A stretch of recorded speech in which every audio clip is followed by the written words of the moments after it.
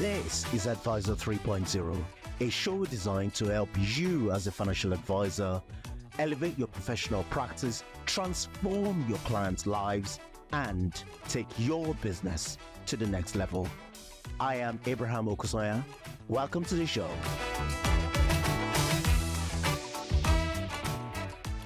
Welcome to the show.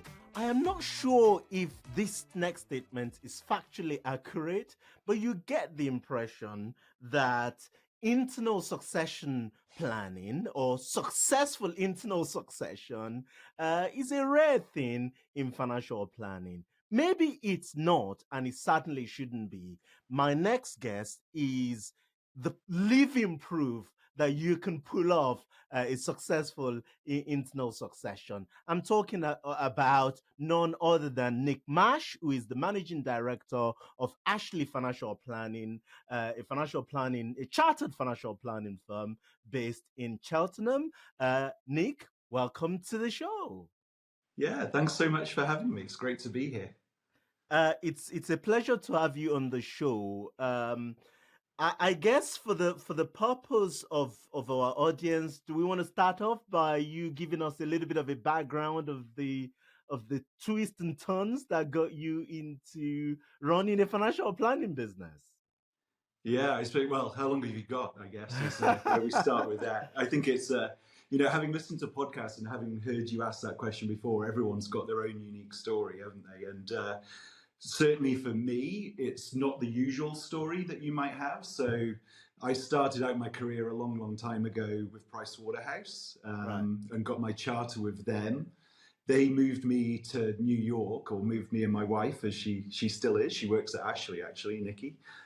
So we moved to New York and with Pricewaterhouse. And I actually ended up, it was one day, Nikki said, look, I'm not sure you earn enough money for us to be living in New York. So you need to go find something else to do.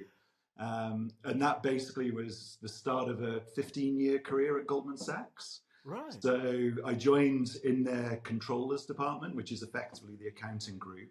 I then moved on and was a single stock volatility trader on Wall Street. Joined the trading desk in December 1999, which was basically the end of the internet boom bust. So that was great timing. Stayed in New York then till 2003 and moved back to London with Goldman. And at that point, I moved to something called the synthetics desk, which is CFDs and Delta One. So it's basically packaging equity products, and moved to Hong Kong with them as well. So yeah, we moved out to Hong Kong and I ended up being an MD and running trading desks out in Hong Kong until 2013. My wife and kids had moved back in 2010 for school. And so I lived out there by myself. She was very trusting, my wife, obviously leaving me out there, and had the long commutes back to the UK to visit family. And then with the financial crisis and then me staying out there, when you're an MD at Goldman, they're pretty clinical about who they keep on. And I was getting relatively old in Goldman terms. So the conversation happened around the sort of mutually agreed retirement for me. And I think at that point, I thought I was retiring, so we had a bit of a small holding in Gloucestershire, and I was like, I'm just going to retire, find something totally different to do. And again, my wife put her hand up and said, no, that's not the way that's going to work. You need to go find something to do, right? Because you're quite annoying to have around all the time. And I quickly realized, which I think happens to a lot of us that are used to working in finance or with numbers, that I actually had zero other skills. So, when I was looking at things to do, nothing, I'm terrible with my hands. I'm just rubbish at everything other than sort of numbers. So thinking about what to do, I really didn't want to be a financial advisor. Every time I'd been approached by one, I felt dirty. I was being sold something. But that was the fit. I was interviewing in London and that didn't feel great. And I randomly bumped into Diane Weitz, who I know you do know, who's still a big part of Ashlea. She at the time was the chairperson for the Cotswold branch of the IFP. Right. So Institute of Financial Planning, before it got merged into CISI. And I sat with her, I guess it was probably over the course of a year and a half, sort of asking questions. She sent me to an IFP conference about the 6 stages of financial planning. I met Paul Etheridge, Steve Martin, and got chatting to these guys. And that's actually where I met James Delisle, who I know you did a podcast Yes. with as well. And I was sat there and I'm like, actually, I could maybe do this, right? This financial planning thing is very different to selling stuff. So that's what I could do. And then, like I said, it was a year and a half chatting to Diane about stuff. And one day when I was sat with her, she said, would you like a job? And I was like, well, I kind of need one, I'm being told. So yeah, let's go. And that's when I started at Ashlea. It'll be coming up for 10 years in September this year. It's incredible. I mean, Diane is, in my view, one of the legends of the financial planning profession. She doesn't, shout. She's not on social media and all that stuff. But, she's been incredible. I remember as, originally co-chair, or even before I became chair of the London branch of the IFP.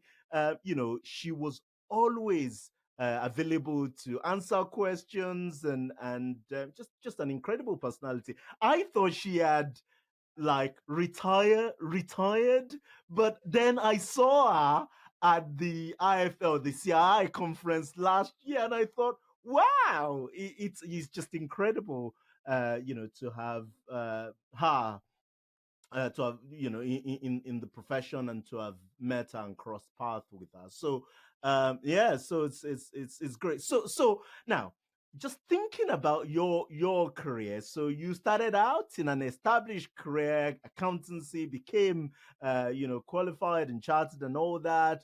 You then went off to the world of high finance, as I like to think about, trading and dealing in weapons of mass destruction, shall we say? uh, um, what was it though? What was it though that attracted you to financial planning? Because I get the impression that your experience, even being someone in finance, that this part of finance, i.e., financial planning, looking after clients in this way, was still and perhaps is still very much a niche area that many people in iFinance or don't think about when you think about financial advisor. Yeah, and I think that's it. I think if financial planning wasn't a thing, I wouldn't be having a career in this profession. Actually, we probably wouldn't call it a profession if we didn't have financial planning, right? Financial advice is just part of a much bigger industry flogging their products, right? And I think it was that. It was meeting Diane, meeting other members of the IFP, and realizing there was a different way to do this where you didn't have to sell stuff. And again, all of my career before, I was never on sales desks. Right. It was always facilitating things for clients, right? So putting clients into weapons of mass destruction, as you call it. But I was never selling it. I was always the tech guy in the background building it and managing the risk. So I didn't feel comfortable that I could sell stuff. If that was going to be my job, it wouldn't have lasted very long. Whereas sitting in the background and learning stuff and applying my knowledge to different circumstances was going to work pretty well. And I think, just that certainly that 6 steps of financial planning, I realized people were doing it differently. And, speaking to Diane and how she'd set Ashlea up, she was one of the first users of Truth. She was a really good friend of Paul Etheridge. So it was very clear to me there was a different way to do it. And I was really bought into that, actually, and just the way that Diane did it. It was very different, right? What I do now is very different to what I used to do, understanding that that's 10 years ago now anyway. I always like to say that I was the nice investment banker, so I didn't really fit in. There are the nice world, ones. so there are nice ones. Yeah. Incredible Yeah. stuff. So There's so actually let lots of them, but yeah. yeah, no, let's talk about that 10-year journey that ultimately a couple of years ago led you to buying into or buying the firm, the transition. So talk us through that journey and that came about. Yeah, it's look, and I know we'll probably get into some detail on this, and it's probably important to stay right at the start. There's two sides to this story, Right. right? Please. And I'll put my hand up and be open and honest, and I think Diane would do the same. And I think Diane's daughter Ellie, who works with us, and Sue, Yes. the practice manager, we'd all put our hands up and say it was really challenging. We faced a really difficult challenge to get to where we are now. And there's lots of different sides to that story. So I'll present one. I'll try and keep it balanced, but And maybe I'll get certainly Diane it on was the a very challenging podcast to time. to But to give me a I think side when of I our own joined side of the Ashley, I story. wasn't Maybe brought if we in could as the get that. succession plan. I'd never been an a planner or an advisor. I didn't even know if I could do it, right? Like I didn't know if it was a job that I'd be attracted to, that I could actually perform at. So I was really just brought in. Diane brought me in. She had probably too many clients, wanted to grow the business, so wanted another pair of hands and took a risk on me, in all honesty, right? She paid me a salary. I had 0 clients at the time and 0 history of doing it. One of my favorite stories, which represented how difficult it might be for me, is Diane sat in on my first ever client meeting. It was a prospective client, lovely elderly gentleman, and he came and sat down, and I'd met with Paul Armson, and he talked me through the bucket and like how to do a great first meeting, and I'm like, I clearly just forgot all of that the minute it started, and went back to, in my old life, meetings were meant to not, if they happened, they were meant to be as short as possible, and people said as little as possible, right? You came in, you knew what the outcome was, and you made it happen fast. The idea of listening to this lovely old gentleman talking about his war memorabilia with my boss sat to my side just filled me with dread. So I was like, he kept saying, oh, I've got this great collection. I'm like, that's great, but have you got any ISAs? And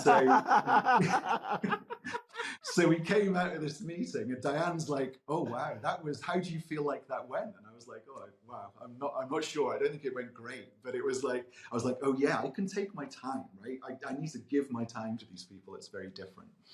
So yeah, so Diane took a great risk on me. She was super patient.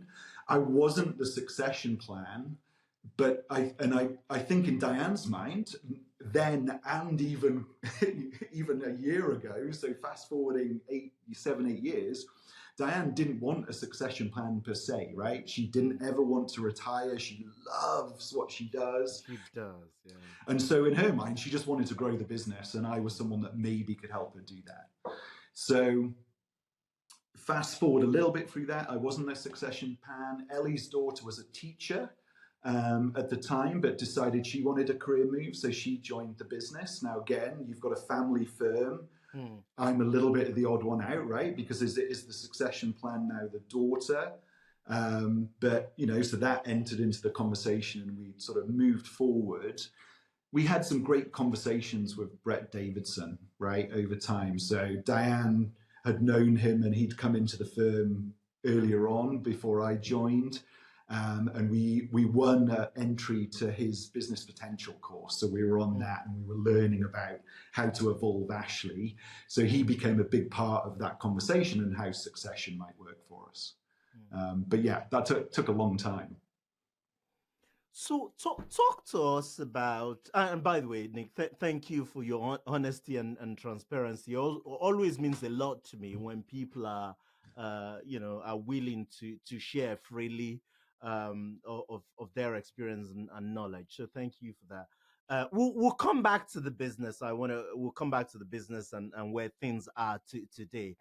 So talk to me about how you navigated that conversation about Diane taking, for lack of phrase to use, a back seat, and you stepping into the ownership, and then there is Ellie in the picture as well. what was the conversation about? How did that conversation go?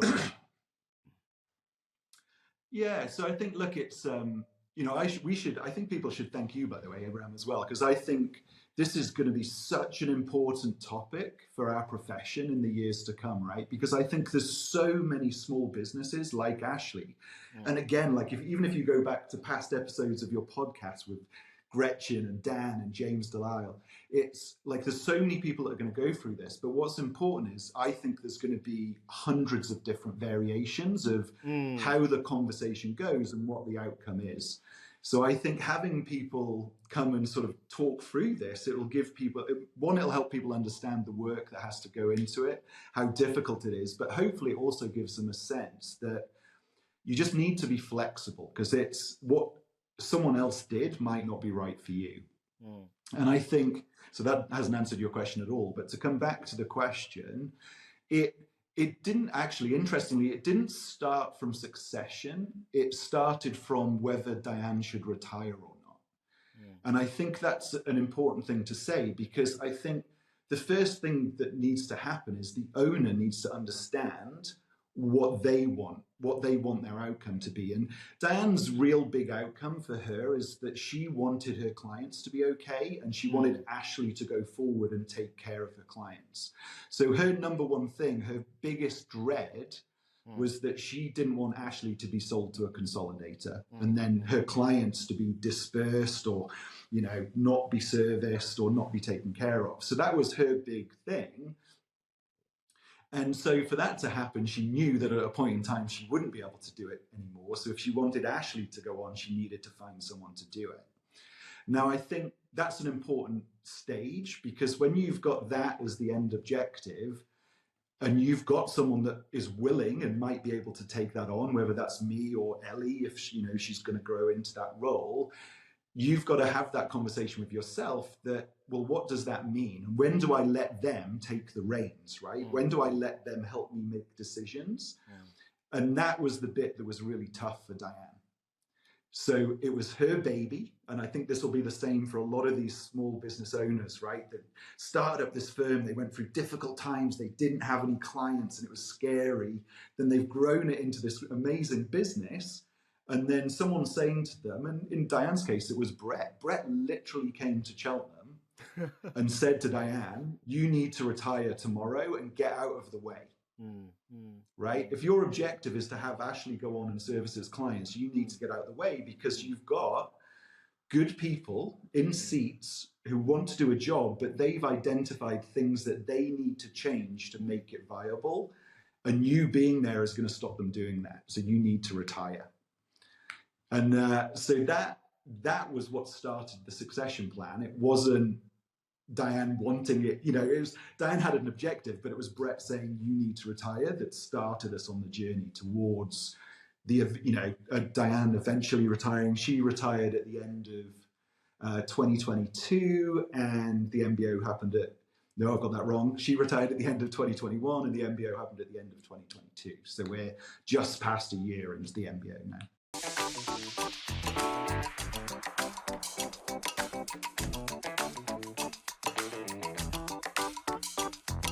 And then there is COVID in the middle of this as well, in the middle of all this conversation. So talk us through the high level in terms of the ownership and financing structure of the MBO. Obviously, you're an ex investment banker, ex managing director at GS. You were sitting, I am sure of it, on a massive pile of cash that you just handed over to Diane, weren't you?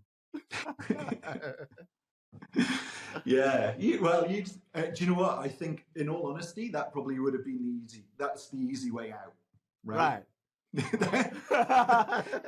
if we could have had that happen, that would have been great. That would have been great, right? But then, and here's the next stage, I guess, right? You realize that you've got other people involved in the business. So Sue, our practice manager, she was there before me, and now you've got Diane's daughter. Diane at the time that we start talking about the MBO, hasn't yet decided if she wants to retire, even though it's been made clear to her that probably it's going to be the right outcome. So we've got all of that in the mix as well. So yeah, I take a little step back very quickly because you mentioned COVID and what happened. After the meeting with Brett, we started transitioning, because at this point, most of the clients at Ashlea were Diane still. So at this point, let's sort of fast forward to sort of end of 2019, 2020, and we had 235 clients, 200 of which were Diane's. And at this point, Diane's been told she needs to retire, so we need to have a plan. COVID hits, and we decide, because this sounds like a good idea at the time, is we're going to transition Diane's clients over Zoom to me and Ellie during that year, at the same time, and we can get into this a little bit, as totally changing our investment proposition. So clients that have been with Diane for sometimes 28, 30 years are being told that she's retiring, they're getting a new advisor, and the way that we're going to do their investments has totally changed. So we did that over the course of 2020 into 21. Before then, Diane retired at the end of the year. And then to come back to the MBO, I guess, because I filled in that gap now, what I would say is the MBO changed, and it changed quite dramatically. And I will be quite open about it, because I think, again, it's important that people understand. So going through this process and the conversations we were having, I quit Ashlea twice before we got to an MBO, right? Because, and it was actually probably some of the more positive conversations we had, because what I was saying to Diane is, I said, look, you want the right things. It's your firm. I'm in the way of what you want to achieve. So that's not good for either of us, right? So if you want me to be the succession and take it on, I will. But if you don't want to me, I won't, right? I'll go find a different job, or maybe I'll start something up on myself, right? But we'd had that conversation twice, and people had said, no, we need, it'd be great if you could stay around and do it. At Diane's retirement, we got to the point where we were going to do an MBO, but it got delayed because we couldn't agree on numbers. So I actually, as well, just to be fully open kimono, during 2022, I pulled out of the MBO and said that I didn't think it worked for me, because in essence, at the start of it, so if there's myself, Ellie, Ellie, the second advisor, and Sue, the practice manager, with the management team, that we're going to form the management buyout. And the idea, obviously, the main structure was Diane would keep a shareholding of less than 50%. It was about 25 on the initial view. And then myself, Ellie, and Sue would buy out the rest of it and pay her off over 5 years. And then over time, Sue would probably get to retirement at some point and sell back the shares, with the end result being myself and Ellie would be 50-50 owners of Ashlea, because Diane would gift her shares into Ellie. Now, what I realized over time was there was a lot of work to do at Ashlea. I was getting on a bit, and I was all of a sudden becoming afraid that I'd become the next Diane, and that I needed to get out of the way for Ellie. And so, in effect, when I came back into it, we restructured the MBO so that the management team are still majority owners. Diane at the moment has a bigger share of the company. Diane plus Ellie have a majority ownership.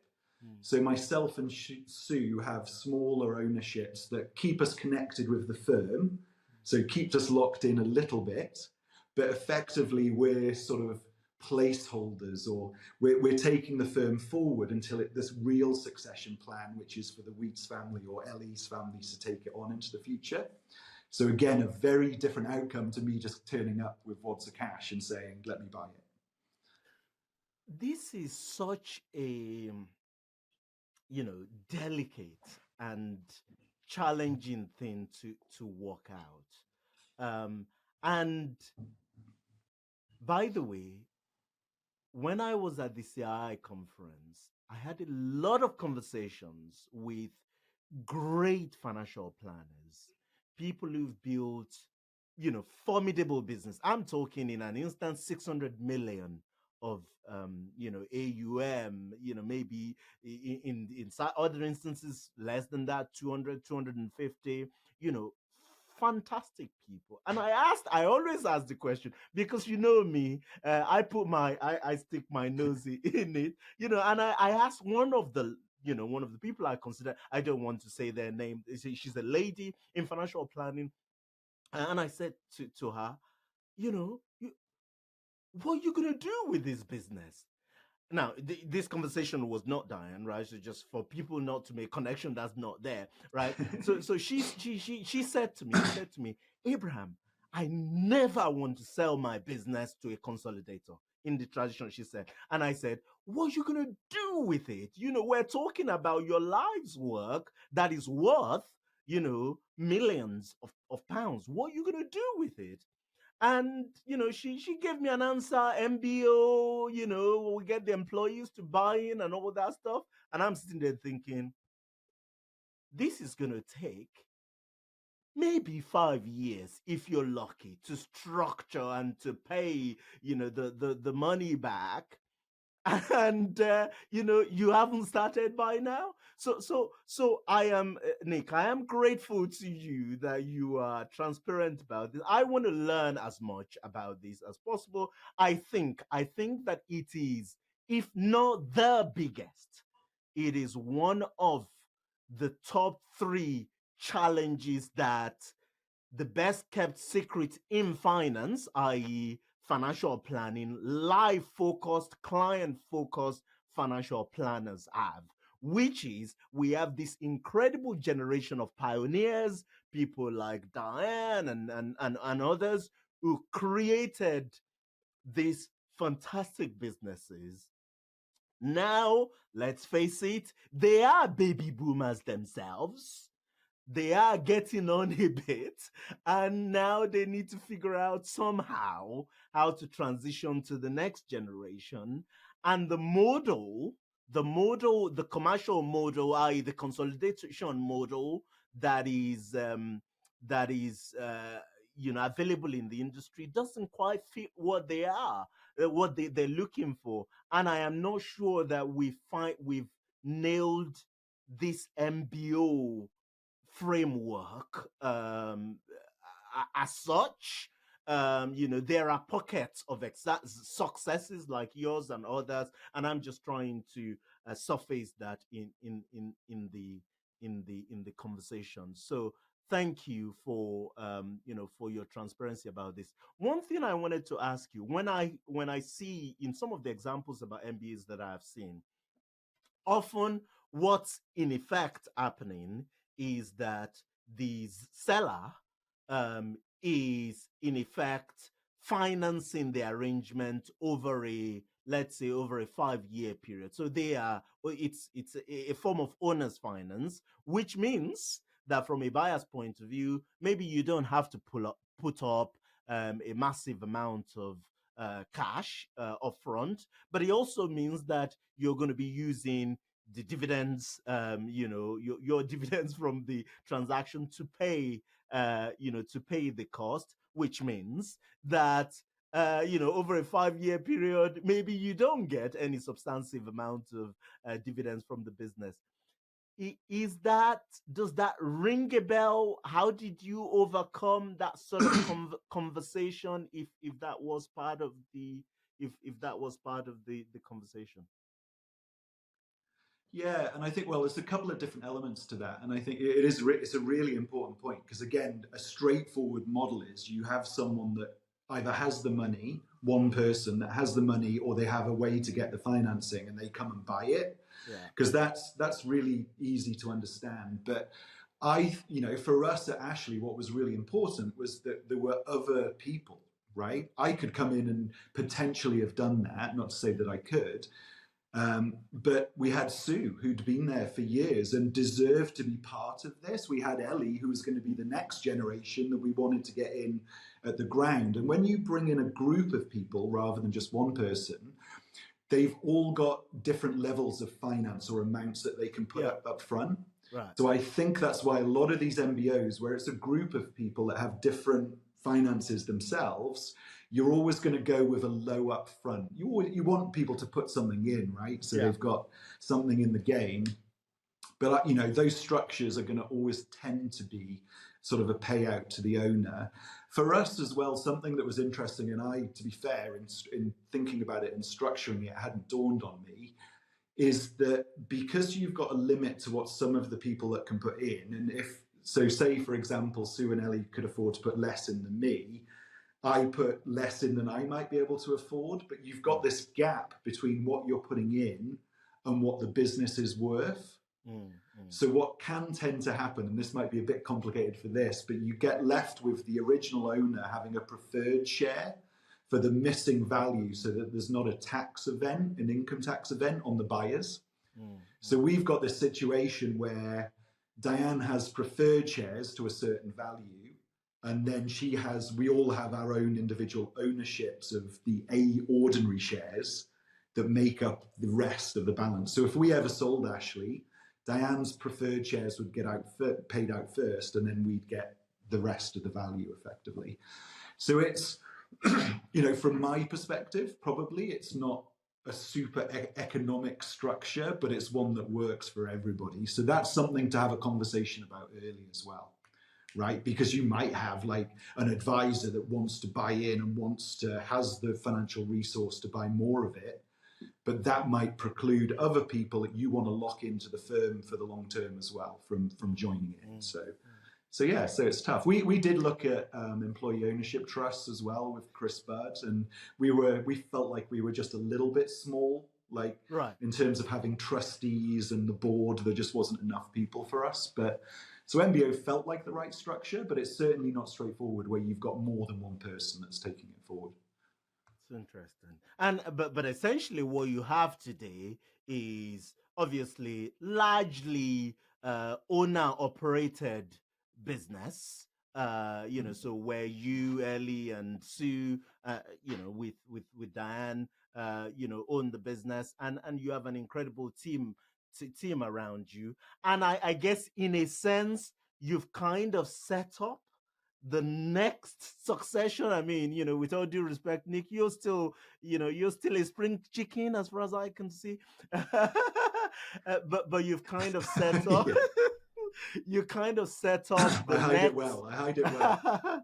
Yes. Well, I don't know your words, but you've kind of set up the next generation of owners, i.e., Ellie, to ultimately take on the business to the next level whenever that time is, 2 decades from now, that you want to move on. Is that how you think about it, or not?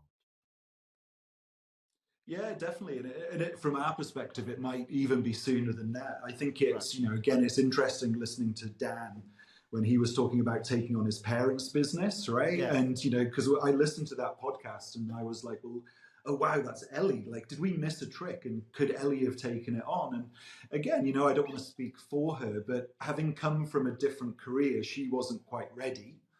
Right. So we wanted to give her the opportunity to carry on growing, build up her sort of knowledge and experience, but also give her that bit of shareholding and a bit of say in the company that, allowed her to feel a big part of it to potentially take it on. And I think it's really interesting, isn't it? Because I think, again, I've come from a different place. I haven't built one of these firms for myself.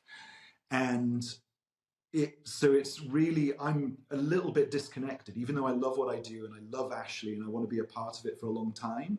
But for me, handing over the reins to Ellie when she's ready is going to be a lot easier than it was for Diane to hand it over to me, right? And so I could see us transitioning and having that real succession of ownership and management happen sooner rather than later, but me carry on, hopefully, and being an advisor and taking care of my clients, but letting Ellie take it on, let Ellie make the decision over technology, over how we structure the business, right? And bring new ideas. She's at Next Gen, right? I feel like I'm a bit old to go to Next Gen, but she's coming up with this group of young people who are going to have the great ideas of the future, and I want to get out of the way of that, Yeah, no, I'm just saying it's incredible how you're completely zen about the old thing. Yeah, very relaxed in a positive way about about the old conversation. Yeah, I guess. I think do you know what's interesting? I think it's my old career, right? And I probably allude because it's such a long time ago now. It like when I said, I was what was I? I was 40, let's say, at Goldman, and I was if I wasn't going to make partner, right? I wasn't going to have a job. So a 40-year-old MD at Goldman is at the end of their career, right? So I think I've always had like I've already breached the end of a career, so my brain's already set that the reason Goldman do that, think of them what you will, is they're super clinical, right? They want the best and brightest to keep being incentivized to bring the next big idea, to make the next bit of profit for the firm. And that's why they don't let old men in suits sit in corner offices. They flick them out and bring up the next part of the generation, right? Interestingly, and off topic, but over the financial crisis, I left and went to Lehman Right. for a very short period of time because I didn't feel like I was getting paid enough. And it was right before Lehman went bankrupt, but I got rehired at Goldman before I even joined Lehman's trading desk. Right. But I saw a little bit of how they were very different, right? Different company structures. Lehman was run by old men with grey hair, whereas Goldman was constantly bringing in new ideas. And I think, yeah, maybe that's where it comes from. Fascinating, fascinating stuff. So let's talk about the business. Let's talk about Ashlea today. Give us some headlines about the structure of the business, the advisors, the team, and then let's talk some numbers and clients, that sort of thing, just so we know where the business is today. Yeah, so Ashlea at the moment, 8 people that work in the team. Diane, as we say, is retired, but we'll come back to that in a sec. 8 of us, one's on maternity leave, so when she comes back, she'll probably be a couple of days a week.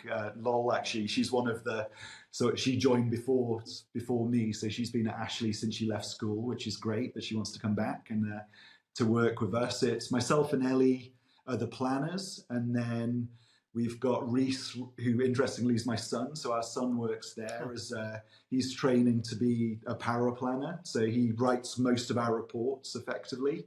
And then we've got the support crew is then what we call the rest. And they're all effectively brought together by Sue, the practice manager, who's been with us or been with Diane, through a lot of this. Myself and Sue, so I'm the MD, Sue's the practice manager. We effectively run Ashlea day to day. Ellie, at the moment, is a planner, but we're obviously training her and sort of bringing her along, not only in the financial planning, but also how to run the business.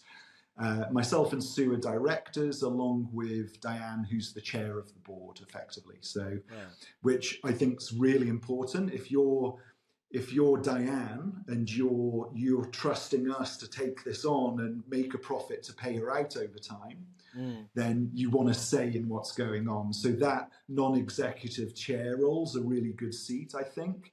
Again, that wasn't an easy thing for Diane, right? Because that's, non-exec, and we had that conversation as well, where she's like, no, I want to be making decisions. We're like, no, you're trusting us now, Diane. We're going to do this for you. It's going to be okay.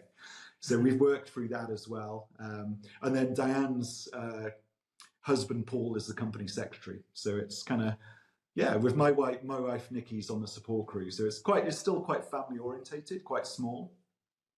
In terms of sort of numbers and what Ashlea looks like, we consider ourselves to be real financial planners.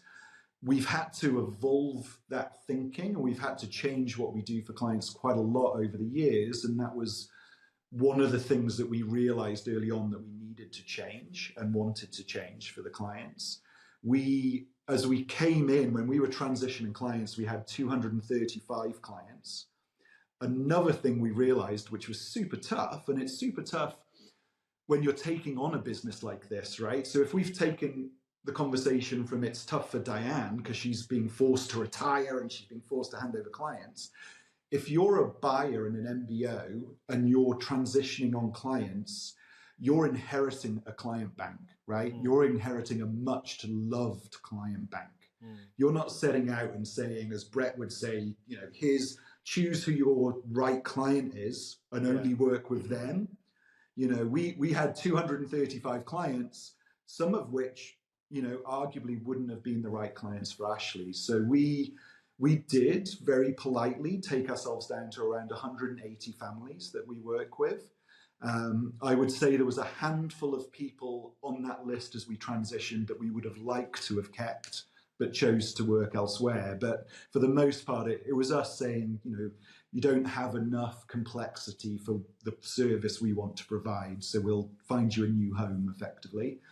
I would say out of the 180, 130 are what we would consider clients that we'd really want to work with. The other 50 are people that, again, they're probably elderly, they're probably vulnerable, and we just want to do the right thing by them. So from a profitability standpoint, not great, but from a do the right thing and what Ashlea stands for, it's the right thing to do. So 180 clients. We're revenue-wise, we're $500,000 up to 600,000, depending, obviously, as we transition through and markets move around a little bit. We do charge on AUM. That's, again, I think it's another lesson when you're doing an MBO or you're transitioning in this way, where you haven't selected the client bank. And I think how a lot of these companies have grown through time is that, Diane, if she looked back, and now she can look back, to grow that business, she was just waving in people, right? When you're starting from nothing, you're just waving in whoever. If they've got some money, you're going to help them invest it and charge them a fee. But when you turn around and look back on that, you've got too many clients that don't pay you enough on average, and that takes time to work out. So I think revenue per client, total revenue, and profitability is not where we want to be. And so our job over the next 5 years is to pay Diane out, make a little profit for ourselves, but totally transition what Ashlea looks like to make it all singing, all dancing for the future. That's incredible. And you talked about how you began that process of transitioning with the investment side of things. Talk to me about that. What was it before the investment process, and what does it look like now? Yeah, so it was very bespoke, right? Diane loved her investment. She was super knowledgeable. She was really well known actually in the investment trust community. So she used a lot of investment trusts. Yeah. Which, by the way, like I would argue, and I do, this is said a little bit jokingly, but I reckon, so Diane started Ashlea in 2005, but she was, for the first few years, not much went on. And then she really built it from after the crisis. Right. If you think about Diane's investment methodology, her clients probably were the best performing in the UK, I would say, right? Scottish mortgage all the way up. Yeah. Now, fortunately for Ashlea, we made the decision not to take that approach. So over COVID, because you were no good, because you didn't have the mojo that Diane had. No, I'm joking. I didn't. My risk personality wouldn't have allowed for that sort of investing, basically. It scared the life out of me, but we outsourced basically as we transitioned the clients. We outsourced to, sadly, one of your competitors, but to Portfolio Metrics, who we partner with, who are a great team of people in London.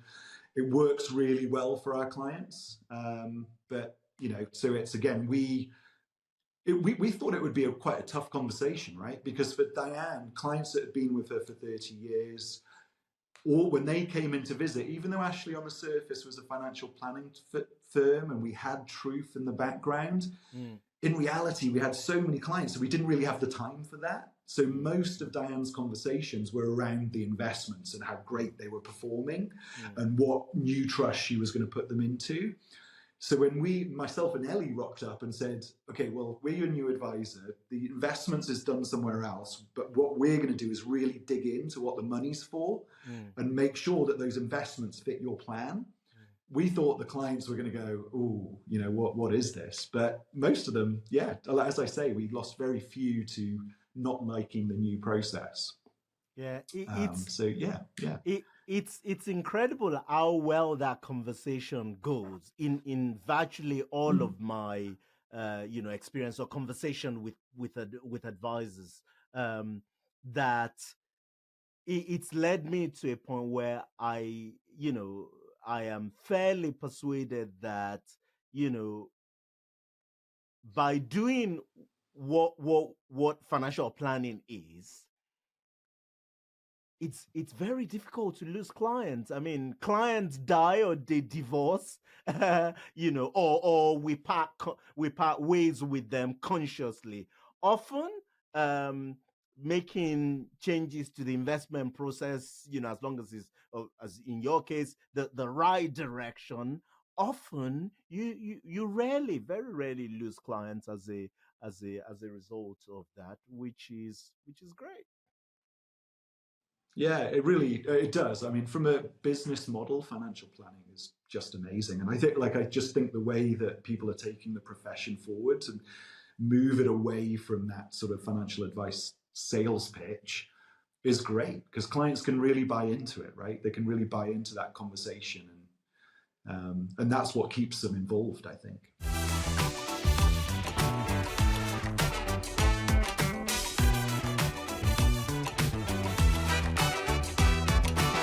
Just as we begin to wrap up the process, give us a sense of what your technology stack within the business looks like. What is it that you're changing or evolving? How is that side of things? Yeah, it's I've got a wry smile, but I think it was one of the biggest shocks when I started work, is just how terrible the technology that advisors in the UK had to work with. And I think, it has changed. Where again, you've been very involved in this, I know, but it's changed over the 10 years I'm doing it. But to be fair, I still struggle with the communication with the different, lack of communication between the different tools that we use. So it's something we're constantly trying to improve. I think, for us, all of our clients' investments are on Transact. So, that's the tool there. Portfolio Metrics, who we've outsourced our investments to, they give us something called Wealth Explorer, which is, from my perspective, is very cool. It has limited cash flow within it, but most importantly, it does what they call the financial personality assessment, the risk assessment, but that feeds into where we build the portfolios for clients, and we can go from passive to active. We can turn up and down the risk dial. We can take different approaches, different structures underneath it. So that's quite a cool piece of technology. But again, I've mentioned two things that don't really interact with each other already, right? So we're looking for some piece of information on Transact and some here. The biggest struggle for me is our back office, or our CRM.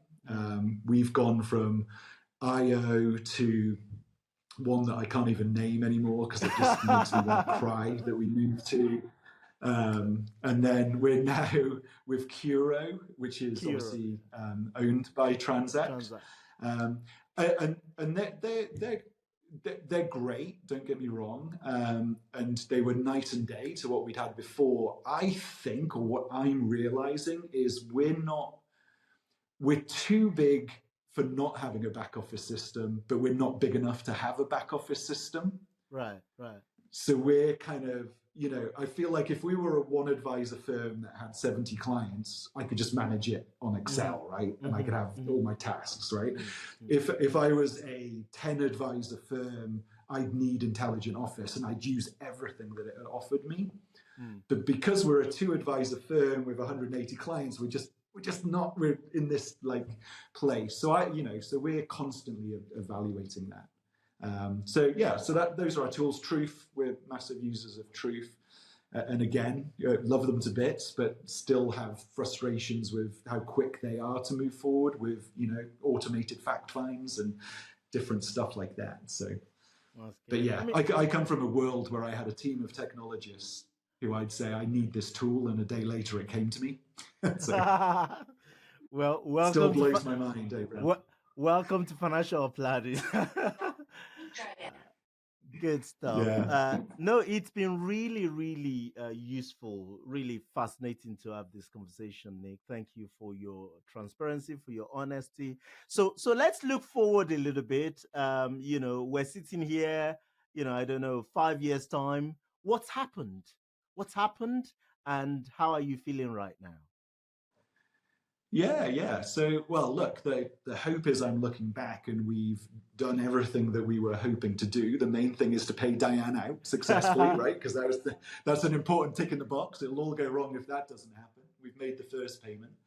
But yeah, look, we've got the biggest piece of work that we've got on is transitioning our client base into what we feel is our optimum client to work with. And that doesn't happen overnight, but we're hoping over the next 5 years. So we'll have a business. I don't think our sense is we don't want it to be a 5-advisor firm. We're probably going to try and keep it a 2-advisor firm, but work with the clients that we really want to work with and can pay us the amount of money that works from a profitability perspective and is right for the service that we're offering. And I think our team probably will be relatively stable, and the hope would be that we've got Ellie to a place where she can be taking it on, right? So I'm then thinking about how I evolve into just being an advisor again. So yeah, we've got quite definitive plans from that perspective, really. I love it. Fantastic stuff.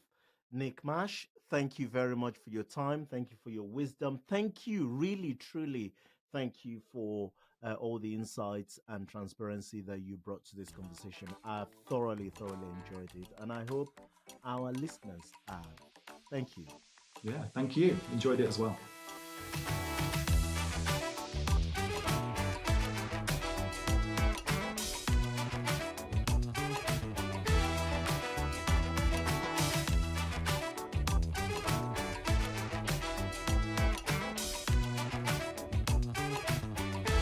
That's a wrap on today's show. Massive thanks to my production crew, especially Jake Osha, Melissa Canham, and the entire team. And of course, to our sponsor, Timeline, the market leading provider of integrated planning technology and model portfolio service to advisors. I do hope you've enjoyed today's show. Head over to Apple Podcast and give us your review there. Until next time, goodbye.